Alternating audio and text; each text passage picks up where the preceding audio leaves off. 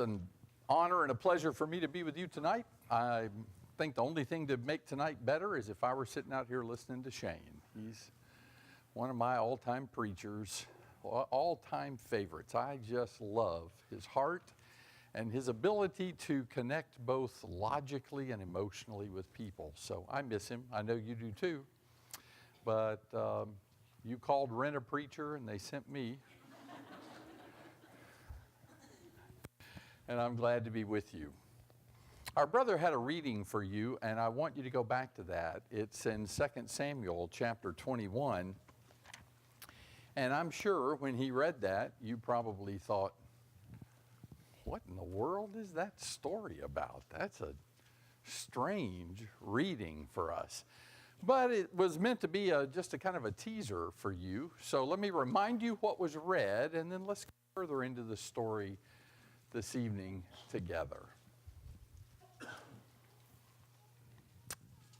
There's a drought in Israel, and it's lasted now 3 full years. Most of us can really only imagine what that might be like, to have a drought for 3 years. That doesn't mean they had no water. This is not Elijah's, there'll not be a drop of rain until I say so. It's not that bad, but it's bad. And I don't know if David started asking God what's going on early and God just didn't answer him, or it took 3 years for David to say, this is not right. I'm going to ask God about this. But he finally inquires of the Lord, what's going on? Dear God, what's going on? Amen. And God says to him, this is because of the Gibeonites. Now, if you know your Bible history really well, that may ring a bell for you. The Gibeonites are kind of fascinating people. They first appear in the days of the conquest of Canaan, when Joshua is taking the children of Israel for the first time to the land they're supposed to conquer. And they've been told, don't make treaties with any of the people in the land. You're supposed to wipe them out, get rid of all them. But one day outside their camp show up these men who are looking like they've come from a long distance. They got moldy bread and they're out of water and their sandals are worn out and they got dust on their head. They say, we've come a long way, but we've heard about your God and we want to make a pact and a covenant with you. And the covenant is this: if anybody attacks you, we're yours. If anybody attacks us, you're ours. You got our back. Well, Joshua doesn't inquire of the Lord about that. He should have, but he didn't, and he says it's a deal. They stick out their hands and shake on it, only to find out that these people are the Gibeonites, and they live right down the road. That's the first time they're mentioned. Joshua's response is, okay, you tricked us, and we won't kill you, but you're going to serve us. And so it says they became hewers of wood and drawers of water. In other words, they carried the water pail and the firewood for the Israelites. But they were content to do that because they gained their lives by that. And it's not long after that the Gibeonites get attacked. And Joshua says, we got to go. We said, so they go. Now, there's not anything else mentioned about the Gibeonites for a long time. And then there's this brief mention here about in the days of King Saul, the king before David, Saul attacked the Gibeonites and slaughtered them, a violation of the peace treaty that he had made with them. And God says, many years later, this is many years later, Saul's long gone, now David's king, and we're getting close to the end of David's life himself. And there's this 3-year drought. And David says, what's going on, Lord? And he says, it's because of what Saul did to the Gibeonites. So it's natural for David to get in touch with the Gibeonites. And he says to them, he called them, and he spoke to them and said, what should I do for you? How can I make atonement that you may bless the inheritance of the Lord. Now, I don't know if that means the Gibeonites had been praying for the punishment of Israel. That's certainly possible, given the reading, that they were saying, Lord, punish them for what they did to us. But whether they ask for it or God just offers it on his own, there's a very clear connection here that if David can get appeasement from the Gibeonites, then maybe the drought will go away. So I want you to look carefully with me now at verse 4. It's really important. The Gibeonites said, we have no concern of silver or gold with Saul or his household. In other words, we're not wanting to pay off. This is not about a liability suit. We're not wanting money. And then they say, nor is it for us to put any man to death in Israel. We're not asking that you give us people that we will kill in retaliation for what was done. Now, when David hears this, okay, this doesn't involve a lot of money, and it doesn't involve the death execution of people at the hands of the Gibeonites, David makes the same mistake that Joshua made. He trusted. There's an old adage, you probably heard it, never trust a Gibeonite. But if you haven't heard it before, listen to it now. Never trust a Gibeonite. They look out for themselves, and they know how to couch their words in such a way that they don't speak untruth, but they mislead. But David jumps, and he says, he doesn't say, well, then what do you want? He does that old kingly thing. I'll give you whatever you want. Big mistake. Because as soon as David says that, the fangs of the Gibeonites are bared. And it may not look that way to you here, but here's what they said. The man who consumed us and who planned to exterminate us from remaining within any border of Israel. Oh man, the very opening words tell you, there is vengeance here. Let 7 men from his sons be given to us, and we will hang them before the Lord in Gibeah of Saul, the chosen of the Lord. And the king said, I will give them. Now, I want you to note 2 things about what we just read. First of all, David's I will give them is not, that's good. That's good. It is a, okay, I'll give them. But there's no joy in David's heart at this. And you may say, wait, Ralph, didn't you just say the Gibeonites said it wasn't for them to kill anybody? But it says here they're going to hang them. But what's interesting about that is they are not being hung as in hung. They're being laid out on a mountain and exposed to a slow, agonizing death by exposure to the elements. You'll see that as the story goes further.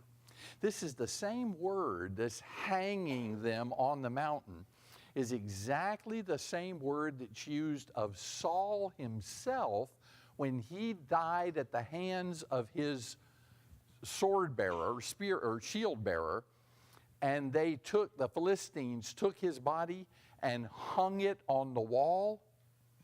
What they did is they pinned it to the wall. They literally crucified the body of Saul to a wall, because it says later the Israelites came and they went for days and they took his body down off the wall. That's the same word used.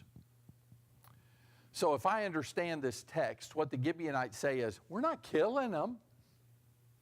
We're not going to kill them. We're just going to leave them out there and let nature take its course. Hang them on the side of that mountain, pin them up there in some way with ropes or stakes, and just let nature take him out. We didn't kill him, but we want him dead.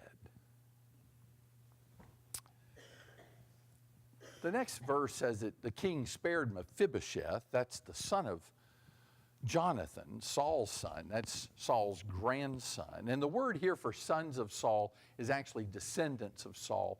There aren't very many sons of Saul that are left, but there are grandsons and great-grandsons of Saul. 7 of them. The good biblical number. 7 of them have to be given up to the Gibeonites. And it says, the king took the 2 sons of Rizpah, the daughter of Aiah, Armani and Mephibosheth, whom she had borne to Saul, and the 5 sons of Merab, the daughter of Saul, whom she had borne to Adriel, the son of Barzillai, the Meholathite. And he gave them into the hands of the Gibeonites, and they hanged them, literally, they exposed them, that's literally the word, they exposed them in the mountain before the Lord, so that the 7 of them, they fell together. They were put to death in the first days of harvest at the beginning of the barley harvest. Now that's important because it sets a time frame for us that's going to be really important in this story. And Rizpah, the daughter of Aiah, took sackcloth and spread it for herself on the rock from the beginning of harvest until it rained on them from the sky. What's important about that is that you know that's about 4 months.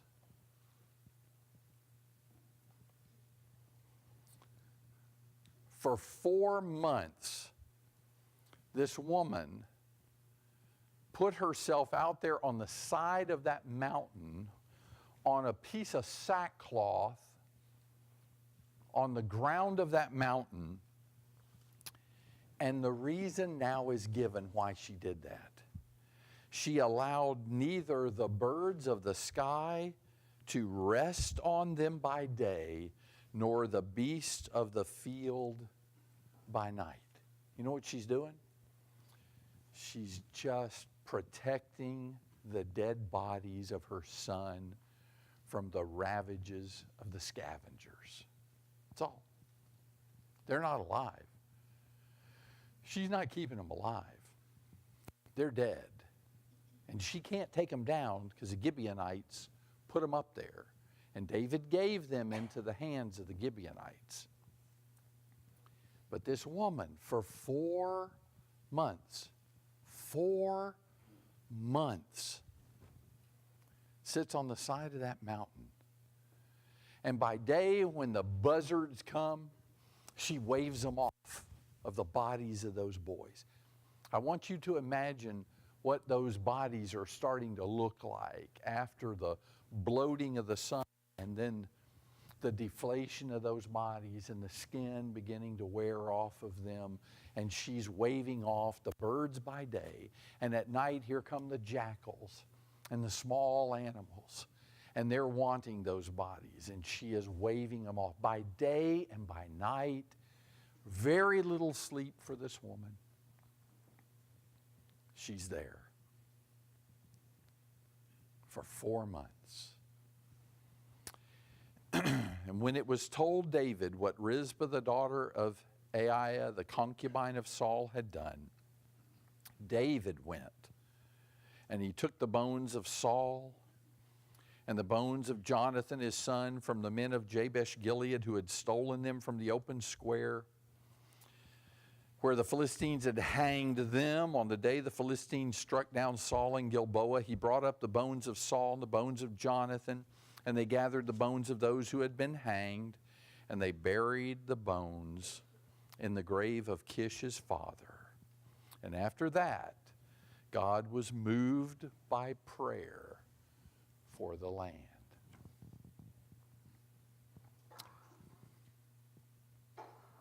It's a pretty gruesome story.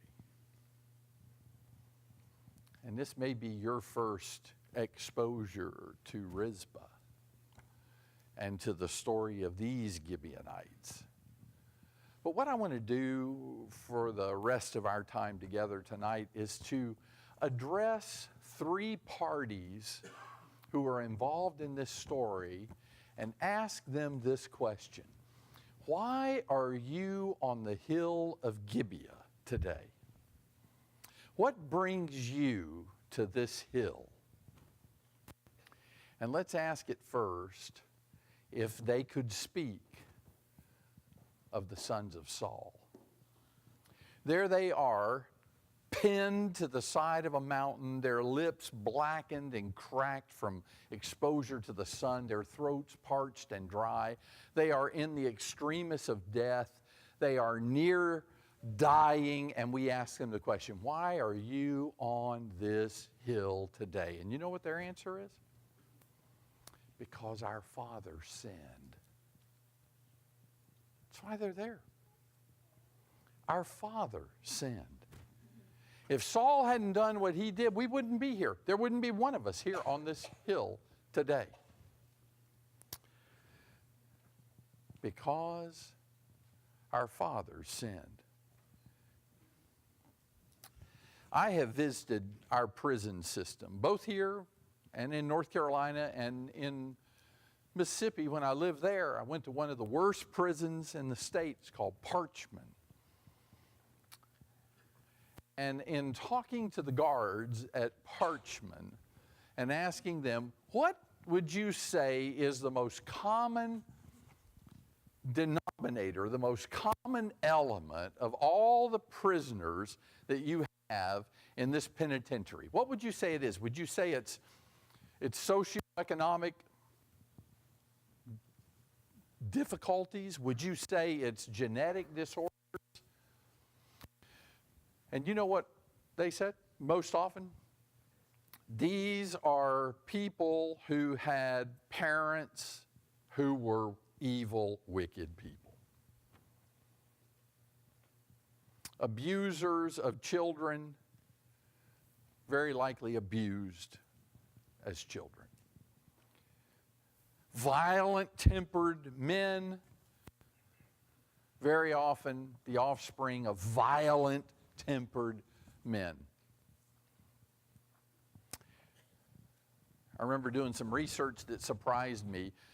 My best friend in the world was the child of an alcoholic. And one of the reasons that we first got together as friends and he started almost living at our house was because his father was so abusive. He was a mean drunk. And so Mark lived at our house for a lot of his high school years. And Mark made a vow, I'll never drink. I will never touch alcohol, because he saw what it would do. And you would tend to think that that would be true of the children of alcoholics, but that's not true.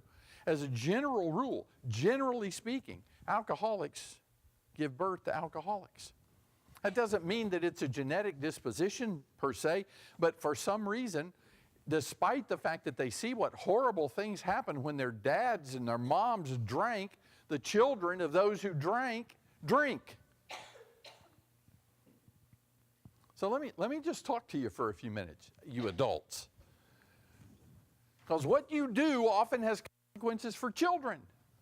Do you abuse prescription drugs? Do you even talk about abusing prescription drugs? I mean, do you talk about the bliss of Vicodin or oxycodone? Do you talk about how wonderful that is? I'm feeling no pain. You be careful about that. Because you may create in those children an interest in something that sounds so blissful and so pain-free. Do you brag about the fact that when you were younger, you used illegal drugs? Or that you were bad to drink? You better watch that, because it may have its ill effects on children. How do you talk about law enforcement? Is it with disdain and hatred, bitterness? Be careful. You may raise children who come to despise the authority of law. What kind of language do you use in your house? Is it language of hatred toward others? Is it foul language? When you get angry, do you spout out those words that your children hear and may use themselves because they heard it first from you? Why are these boys on this mountain today? Because our Father sinned. Ezekiel chapter 18 and verse 2 says, the fathers have eaten sour grapes, and the children's teeth are set on edge. The fathers ate the sour grapes. I can barely watch somebody suck on a lemon. I feel it. They may not. My mother loves lemons. We get a glass of tea, and if they put a lemon in mine, my mother says, you going to eat that? No, she'll take that and she'll bite into it. And while she's biting into it and smiling, I'm wincing. My teeth are set on edge. She ate, my teeth are set on edge. The fathers produce in their children oftentimes the results of their own sins. And that's not just a male-oriented thing. That's the idea of one generation produces that in the next generation. I'm telling you, parents, adults, even down to how we act and react in this setting makes all the difference in the world. How do you talk about leaders and preachers and Bible class teachers in front of your children? I remember seeing a bumper sticker years ago. It said, get a taste of religion, bite the preacher. Do you do that? Do you bite the preacher? When you're in your car going home, are you talking about the preacher or the elders or your Bible class teachers? Be careful. Fathers eat the sour grapes. Oftentimes, the children's teeth are set on edge. Let's talk to a second group there. Let's talk to the Gibeonites. They're nearby. I mean, I'm inclined to think that at least until those boys died on that mountain, the Gibeonites were there to enjoy what they had produced. And maybe they came back periodically just to watch the decay of those bodies and take comfort in what is there. Let's ask them the same question. Let's talk to the healthy Gibeonites. Why are you on this mountain? And they would spit out these words, for revenge. We are here for revenge. This is payback to Saul and his household. And you and I look at that and we think, that is so ugly. That is such an ugly payback. What we don't understand is a lot of these Gibeonites, it was their families that were destroyed by Saul. Now, I'm not justifying what they do here. But this is not a matter of they traded slugs with Saul and this is the last step. They had some reason to be upset. They had a pact. But they're not pursuing this the way this should have been pursued. I told you, Saul's long been gone. But the Gibeonites haven't forgotten what was done. They've lived with this for years. They've lived with this for decades. Decades. They sit down at the table and they say, boy, man, I remember what Saul did. Today would have been my grandfather's birthday, but Saul slaughtered him. Oh, I remember what he did. Emerson said, a man is what he thinks about all day long.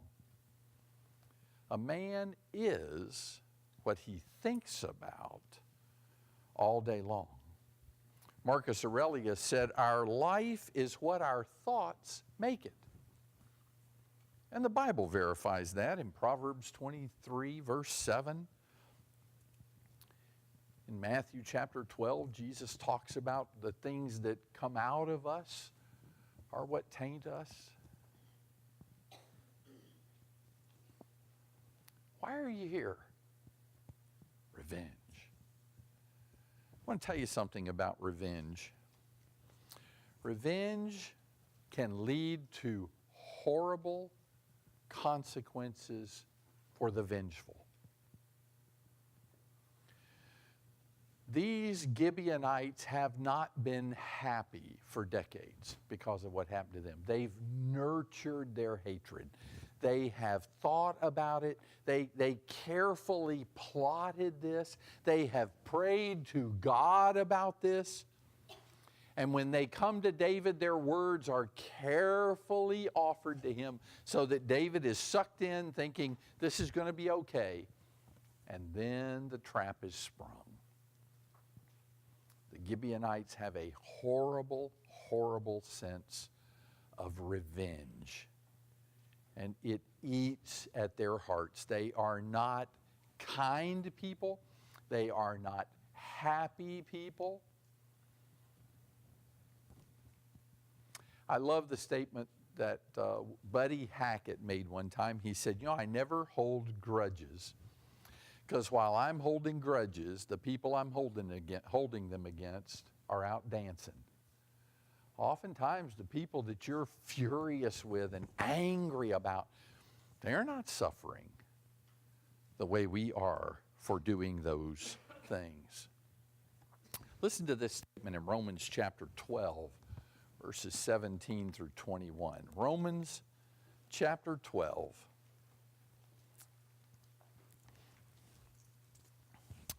Never pay back evil for evil to anyone. Respect what is right in the sight of all men. If possible, so far as it depends on you, be at peace with all men.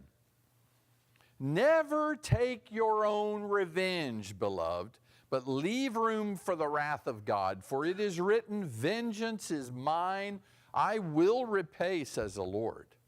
And then verse 21, do not be overcome by evil, but overcome evil with good.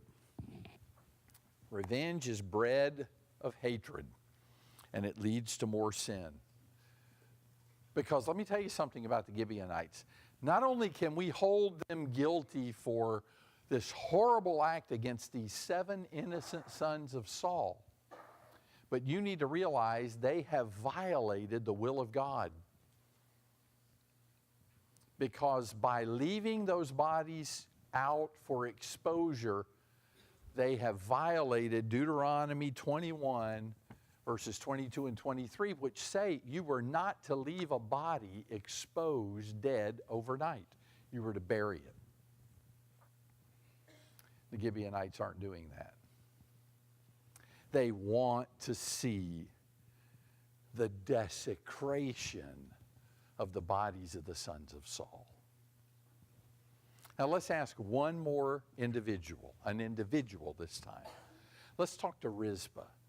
You see her on that big piece of sackcloth? That's like burlap. She's sitting out there day after day on that mountain. She is wearing herself out by day, waving her birds off. She is waking up constantly in the night next to those bodies. Every time there's a rustle, it's an animal coming. She shoos them off. And I'm sure it took a lot of courage. It's no easy thing to shoo off a jackal in the night, but that's what she's doing. And she does it day after day, week after week, month after month. Rizpah. Rizpah. Why are you on this mountain? And you know what she'd say? I'm their mother.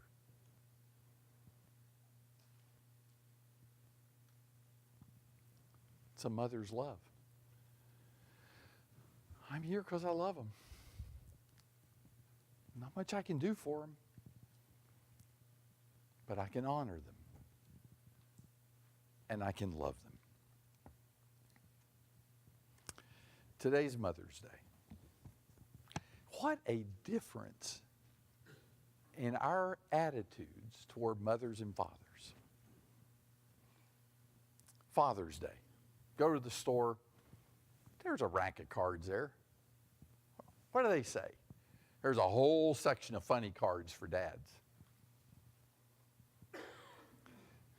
They got ducks, guns, fishing rods, sporting equipment, caricatures.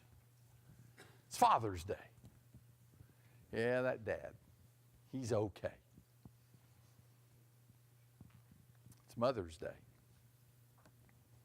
A plethora of pink. Flowers on all the racks. Beautiful expressions. You go read those cards. This is beautiful. Oh, this is my mom. Oh, no, this one's more like my mother. Oh, this one. I got to get this. Let's get all of them. Buy the whole set. What do we express to Dad? You're okay, Dad. What do we say to Mom? Oh, you're the best. You're the best. You're my mom. You're my mother. There's nothing like a mother's love. And God knows that. You say, wait, isn't God our Father? Yeah, He is. He is. But when God wanted to express to us, and I don't believe God is male. God portrays Himself as a male because He's an authority figure. But God is no more male than He is female. Remember, He made male and female in His image, both. And when God really wanted to talk about how He felt about us and what He was willing to do about of females. There's an occasion, it's a fascinating exchange between Moses and God. Moses is fed up with the children of Israel, and he goes to God, and here's what he says to him. I'm paraphrasing it, but he says, you know what? They're yours. You do something with them. I didn't take them to nurse. Isn't that interesting? In other words, I didn't bear them. They're not from my womb. I don't have that love. You do. You take care of them. They're your kids. But the most beautiful expression of that to me is found back in Isaiah chapter 49. It is one of my all-time favorite passages. Isaiah 49, verse 15. It begins in verse 14 when Zion says to God, the Lord has forsaken me. The Lord has forgotten me. And then God answers. Listen to what God says. Can a woman forget her nursing child and have no compassion on the son of her womb? Stop there and listen. Let me tell you, my wife nursed our children. I'm not going into a lot of detail about that, but I will tell you this, and every woman who's ever nursed a baby knows this. You cannot forget you have a nursing child. You can't. You can't. Because you will respond physically to the need to feed that child. There is no way. A mother cannot forget a nursing child. And mothers don't forget the children of their womb. I'm not saying they can't temporarily misplace them, but I don't know any woman that could say, you know, didn't we have 4 of these a couple of years ago? I remember being at the store with 4 of them, and then I came home and there were only 3, and it just dawned on me, we're missing one. That is ludicrous, and that's why you chuckled, and you should. That doesn't happen. But then God lays this on them. Even these may forget, but I'll not forget you. I will not forget you. I have more love and connection with you than a nursing mother has with her child. That's what God says. And then he adds this beautiful prophetic statement. I have inscribed you where? On the palms of my hands. Do you remember anybody in the Bible being inscribed on their hands? I remember my Lord being pinned to a cross. I cannot forget you, God says. Why are you on this hill of Gibeah, Rizpah? Because I love them. Now let's bring this to a close and say something that I think means something to us, besides those practical points about the sins of the fathers and revenge. Because it's not really a great mental leap to go from the hill of Gibeah to the hill of Golgotha. You got the same parties there. You got a being who's a victim, who's pinned and exposed to death in the elements. And if we were to ask that figure on the cross, why are you here? He would say, because of the sins of the fathers and the sins of those in front of me and the sins of those yet to come. I'm a victim of sin. And if we were to ask the people that are standing around watching him and mocking him and say, why are you here? They would say, for revenge. He took our place. We had the power and the authority in this land, and he took it from us. Revenge is our motive.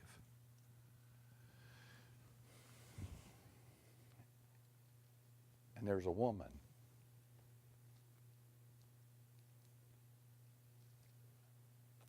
watching her son die.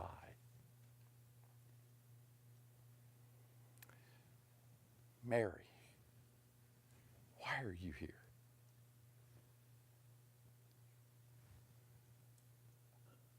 For love. Even a sword will pierce your own soul, was said to her. But as great as Mary's love is, there's a greater love than hers on this scene. It's the love of God the Father. For God so loved the world that he gave his only begotten Son. It's only a step from Gibeah to Golgotha, from Rizpah to Mary, from the sons of Saul to the Son of God. And if you marvel at the love of Rizpah, and she's one of those people you now, like I do, admire greatly and long to meet one day. Imagine what it will be like to meet the one who went further than she did, who willingly gave his Son that we might live. If that means something to you this evening, and you have not given your life to that Son, you're missing out on the greatest love of all. Do you need some prayers this evening? Do you need some of that love of God? Do you need to be reminded that he will never forget you, never forsake you? For you have been inscribed on the hands of his Son. and he cannot forget you. Is there something we can do to help you tonight? Come to the God of Rizpah, the God of Mary. Come to your God who loves you more than anyone, while we stand and sing.